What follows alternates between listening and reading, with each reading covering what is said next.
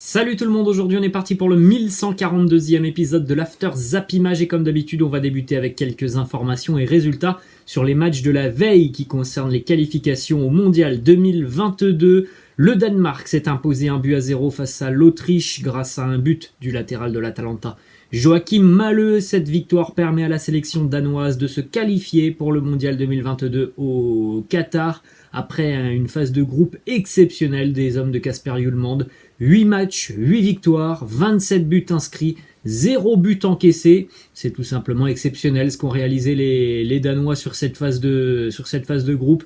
Eux qui nous avaient vraiment plu sur l'Euro avec du jeu, du spectacle.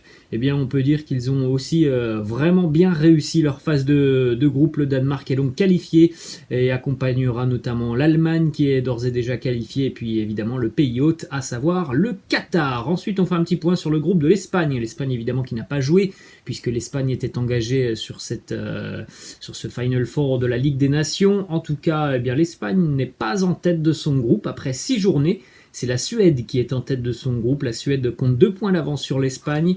La Suède s'est imposée hier face à la Grèce sur le score de 2-0. Dans le même temps, la Géorgie est allée s'imposer au Kosovo 2-1. Autre résultat hier entre l'Angleterre et la Hongrie. Un match nul 1 partout qui retarde un petit peu la qualification des Anglais pour le mondial, même si l'Angleterre est toujours en tête de son groupe. La Pologne est revenue un petit peu plus près de la sélection anglaise. Buteur côté anglais, John Stones, un match qui a d'ailleurs été aussi un match en tribune, puisque les supporters hongrois qui en général font le déplacement en nombre, eh bien hier ils se sont battus avec pas mal de forces de l'ordre britannique. Autre résultat, la victoire du Portugal qui se rapproche aussi de la qualification. Le Portugal s'impose 5-0 face au Luxembourg avec un très grand Cristiano Ronaldo, auteur d'un triplé, un but pour Bruno Fernandes, un but aussi pour Palhinha. Au bout de 12 minutes de jeu, le Portugal menait déjà 2-0 avec un doublé de Cristiano Ronaldo. Donc après cette rencontre et donc ce triplé, puisqu'il a marqué son 3e but en toute fin de match, Cristiano en est maintenant à 115 buts inscrits avec le Portugal. Et déjà, c'est son 11e but en 9 matchs cette saison. Tout cela à l'âge de 36 ans. Ce sont des statistiques évidemment très impressionnantes pour Cristiano. En plus de ça, c'est son 58e triplé en carrière, le 10e avec la sélection portugaise. C'est aussi un nouveau record pour Cristiano Ronaldo puisqu'il est désormais détenteur du plus grand nombre de triplés inscrits en sélection nationale, 10 pour Cristiano. Faites un petit arrêt sur image d'ailleurs pour découvrir les adversaires qui malheureusement ont encaissé 3 buts par Cristiano Ronaldo. Ensuite, on va prendre la direction de l'Afrique maintenant les amis, avec quelques résultats aussi pour les qualifications au Mondial 2022. La victoire hier du Maroc sur le score de 4-1 en Guinée, avec notamment un doublé pour Selim Amala, un but pour El Kaabi, un but aussi pour l'Angevin Sofiane Boufal. Le Maroc termine donc cette phase de trêve internationale avec 3 victoires.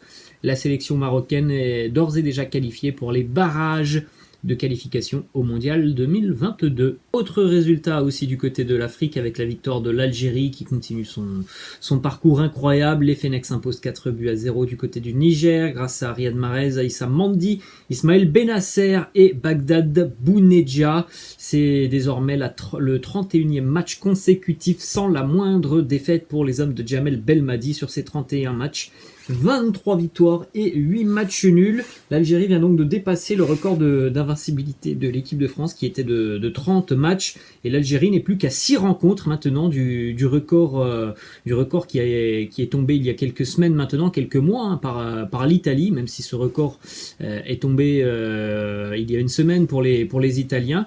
Eh bien l'Algérie en est à 31. Le record mondial d'invincibilité pour une sélection nationale, c'est 37 rencontres. Donc peut-être que les Fennecs arriveront à dépasser ce record, évidemment, mais il faudra encore une période de trêve internationale et ça se fera peut-être, si ça se fait, sur la Coupe d'Afrique des Nations en début d'année 2022. Ensuite, on a une information justement qui concerne le Mondial 2022 au Qatar, une information qui concerne les joueurs internationaux qui ne seront libérés qu'une semaine avant la Coupe du Monde 2022, puisqu'on rappelle, cette Coupe du Monde 2022, elle va avoir lieu sur une période hivernale, hein. Donc ça sera sur le mois de décembre, enfin en tout cas à cheval entre le mois de novembre et le mois de décembre, donc évidemment c'est en pleine période de championnat normalement, donc voilà, ça sera encore une fois un problème de calendrier, et normalement les sélectionneurs nationaux ne pourront avoir qu'une semaine de préparation avec leurs joueurs. Ça, c'est encore une particularité de ce mondial 2022. Au Qatar, on prend la direction de l'Amérique du Sud maintenant avec la une du quotidien L'équipe qui titre Neymar es-tu las? Alors évidemment c'est un jeu de mots, las, puisqu'on a eu cette déclaration de Neymar qui visiblement est à bout de la sélection brésilienne, et on peut aussi se poser la question de Neymar es-tu là, puisqu'on a vu par le biais de certaines statistiques depuis le début de semaine que le début de saison de Neymar est très très compliqué. Il n'est tout simplement pas en forme, le Ney, actuellement. Une petite déclaration de Thiago Silva, l'un de ses amis qui le soutient dans ces moments difficiles, et il nous dit « Si tu sens que tu as besoin de quelqu'un de fort à tes côtés, sache que je serai toujours là. Toute la famille Silva t'aime ». Très beau message de soutien de Thiago Silva envers Neymar, qui visiblement traverse des moments assez compliqués en ce moment, et voilà, il se pose beaucoup de questions sur la suite de sa carrière, notamment avec la sélection nationale. Une petite information positive du côté du Paris Saint-Germain à l'aube de la reprise du championnat. Ça sera vendredi pour le PSG qui recevra Angers. Évidemment, match avancé puisque Paris jouera en Champions League la semaine prochaine. Il se pourrait, en tout cas, il est fort probable que Sergio Ramos et Juan Bernat intègre le groupe du Paris Saint-Germain pour cette rencontre face à Angers vendredi. Alors évidemment, on rappelle, intégrer le groupe ne veut pas dire que les joueurs seront sur le terrain. Ensuite, on enchaîne avec une déclaration d'un ancien Montpellierin, Vitorino Hilton, qui nous parle du départ d'Andy Delors. Il nous dit « Il part à Nice, ce n'est pas Marseille, Lyon ou le Paris Saint-Germain. Tu regardes Nice depuis plusieurs années.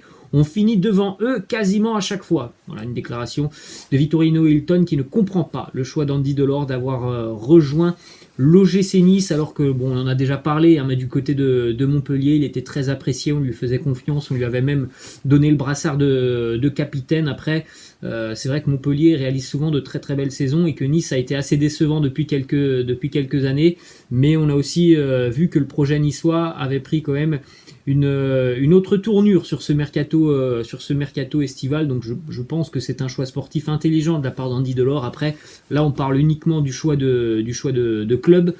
Par contre, en ce qui concerne le choix de ne pas se mettre au service de la sélection nationale, ça c'est une autre histoire pour Andy Delors. Ensuite, on continue aussi avec une information qui concerne l'AS Monaco, et justement l'OGC Nice qui se montre très intéressé par Jonathan Klaus, le latéral du Racing Club de Lens. Le latéral lensois pourra être amené à quitter le nord de la France si jamais une offre de 15 millions d'euros arrive sur la table des dirigeants lensois. Toujours du côté de la Côte d'Azur, à Monaco, la Juventus pourrait être intéressée à l'idée de proposer un prêt à l'AS Monaco pour tenter de recruter Aurélien Tchouaméni. Dans ce deal, Aurélien Tchouaméni pourrait donc prendre la direction de Turin. Dans le même temps, Weston McKennie, le jeune américain, pourrait lui s'engager du côté de Monaco. L'AS Monaco semble être très intéressé par le jeune américain. Ensuite, justement, une petite information du côté du Real Madrid en ce qui concerne Aurélien Tchouaméni. On en a parlé en début de semaine. Le Real est très intéressé par le profil d'Aurélien Tchouaméni. Et visiblement, du côté de Monaco, on ne laissera pas partir Aurélien Tchouaméni en dessous de 60 millions d'euros. On poursuit les amis du côté de l'Espagne. On regarde des statistiques impressionnantes de Memphis sur cette année 2021. Donc évidemment, avec la sélection nationale, il a beaucoup marqué avec l'Olympique Lyonnais, et puis donc ses grands débuts avec le FC Barcelone. Il est plus décisif qu'il ne joue de match, Memphis. Donc ça, c'est quand même des statistiques vraiment très intéressantes. 46 matchs joués pour 31 buts et 17 passes décisives. On enchaîne toujours du côté du Barça avec une information qui concerne Erling Haaland. Le Barça aurait reçu plusieurs propositions de fonds d'investissement pour financer l'arrivée d'Erling Haaland, qui serait vu comme un placement sportif économique viable pour le club. Donc on sait très bien que Barcelone n'a pas l'argent pour aller recruter Erling Haaland. C'est pour ça qu'il y a d'autres options qui sont à l'étude du côté du club catalan, comme notamment des fonds d'investissement qui pourraient aider le club à aller réaliser ce genre de gros transferts. Ensuite, une petite image justement d'Erling Haaland. On rappelle qu'il est toujours blessé, c'est pour ça qu'il n'a pas participé notamment au match de sa sélection norvégienne. Donc Erling Haaland qui est en train de reprendre des forces du côté de l'Espagne, du côté de l'Espagne, vous le voyez, très en forme Erling Haaland, et il profite aussi du soleil du côté de l'Espagne. Ensuite, on a une autre info qui concerne Haaland. Cette fois-ci, c'est son agent Mino Raiola qui prévoit de s'entretenir avec Manchester City au mois de janvier pour un éventuel transfert d'Haaland sur le mercato estival.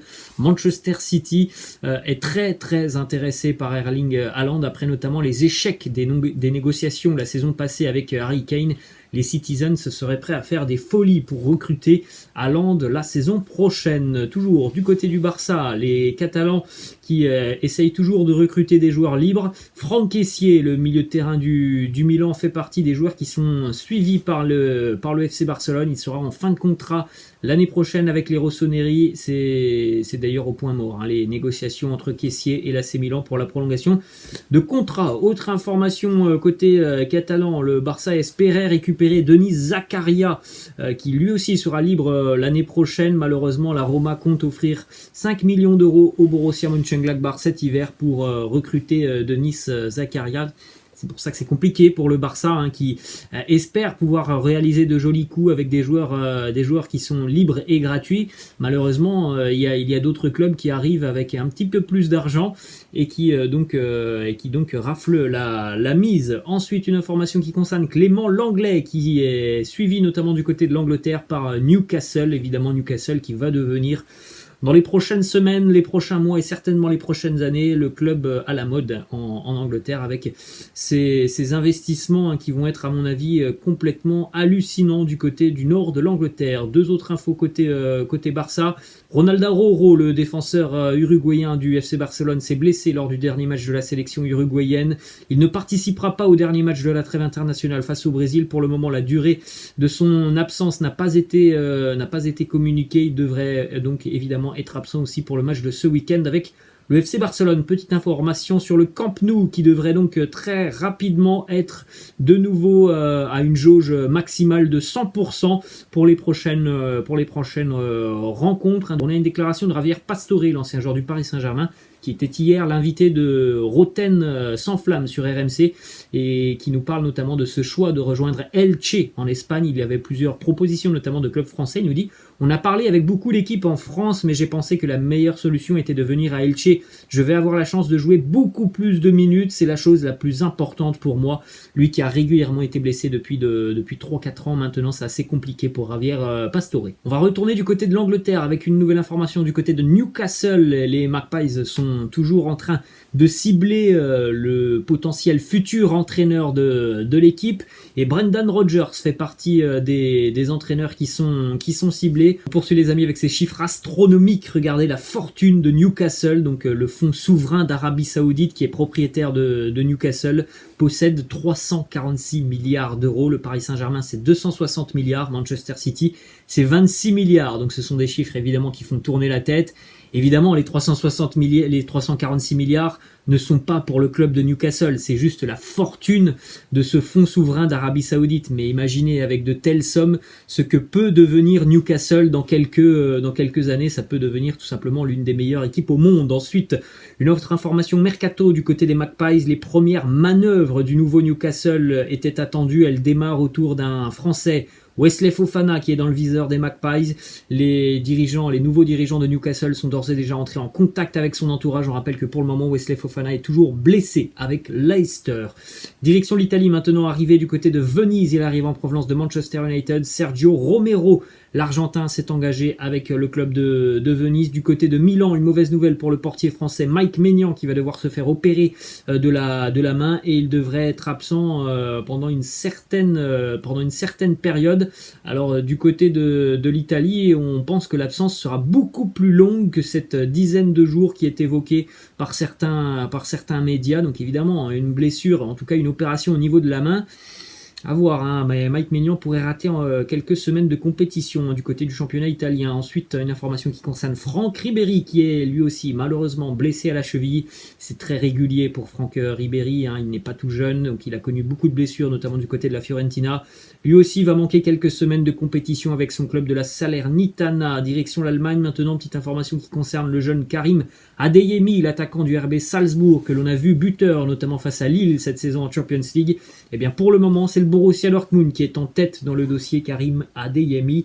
Évidemment, le RB Leipzig va tout faire pour engager le jeune joueur. On va terminer les amis avec quelques informations et déclarations autour de l'arbitrage, sur le but notamment de Kylian Mbappé face à l'Espagne. Une déclaration de Jan Vertonghen, le défenseur belge, qui nous dit « C'est la pire règle du football, réglez ça s'il vous plaît ». Ensuite, on a quelques autres informations. Premièrement, les arbitres de Ligue 1 sont favorables au port d'un micro lors des matchs. Cette question fera partie des sujets qui seront débattus la semaine prochaine au sein du groupe de travail de la Ligue sur l'arbitrage. Ce serait très intéressant, on le voit notamment dans le rugby, et c'est toujours très intéressant d'avoir les échanges entre les arbitres et les joueurs qui sont sur le terrain. Et on va terminer donc cet épisode les amis avec cette information qui concerne le Mondial 2022 et l'arbitrage. Arsène Wenger a annoncé que le hors-jeu automatisé devrait être mis en place pour la Coupe du Monde au Qatar en direct. Il y aura donc une décision transmise à un juge de touche, ce qui permettra évidemment de raccourcir ces délais où le joueur va finalement jusqu'au but pour tirer,